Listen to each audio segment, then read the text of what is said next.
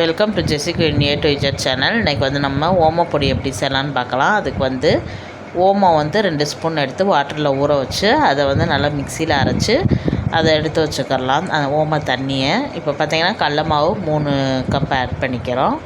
3 cup கடல மாவுக்கு 1 cup அரிசி மாவு இடியாப்ப மாவு சேர்த்துக்கலாம். சேர்த்ததுக்கப்புறம் நல்லா மிக்ஸ் பண்ணிக்கலாம்.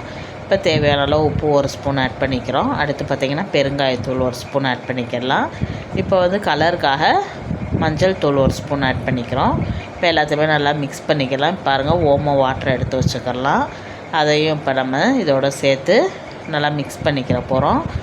இப்போ பார்த்திங்கன்னா எண்ணெய் வந்து நம்ம ஹீட் பண்ணி சேர்த்துக்கிற போகிறோம். அதையும் நம்ம ஹீட் பண்ணி நல்லா பிசைஞ்சு எடுத்துக்கலாம். நல்லா சப்பாத்தி மாவு பதத்துக்கு இருக்கணும். அப்போ தான் நம்மளுக்கு வந்து கிறிஸ்பியாக கிடைக்கும். இப்போ வந்து எண்ணெயை நல்லா ஹீட் பண்ணதுக்கப்புறம் இடியாப்ப உரலில் போட்டு பிழிஞ்சு எடுத்துக்கலாம். ரொம்பவே சிம்பிளான மெத்தடு, ரொம்ப ஈஸியாக ரெடி ஆகிரும். பசங்க ஸ்நாக்ஸுன்னு கேட்கும்போது நம்ம வீட்டிலே ரெடி பண்ணி கொடுத்துர்லாம். ஸ்கூல் விட்டு வந்து பசங்க சாப்பிட்றதுக்கு ரொம்பவே டேஸ்ட்டாக இருக்கும். ரொம்ப சிம்பிளாகவும் வேலை முடிஞ்சிடும். பாருங்கள், நல்லா திருப்பி விட்டு நல்லா வேக வச்சு எடுத்துக்கிறோம்.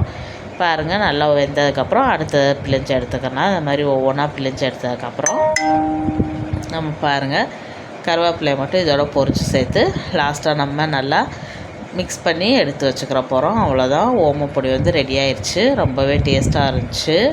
பாருங்கள், நம்ம எல்லாத்தையும் பொரித்து எடுத்துக்கிட்டோம். இதோட நம்ம கருவேப்பிலையும் ஆட் பண்ணி நல்லா ஒரு பாக்ஸில் பேக் பண்ணி வச்சுக்கிட்டோன்னா பசங்க கேட்கும்போது எடுத்து கொடுத்துக்கலாம். ரொம்ப ஹெல்த்தியான ஃபுட்டு. பாருங்கள், பசங்களும் விரும்பி சாப்பிடுவாங்க. ஓமம் பெருங்காயம் இதெல்லாம் சேர்க்குறதுனால பசங்களுக்கு வயிறு வலி எதுவுமே வராது.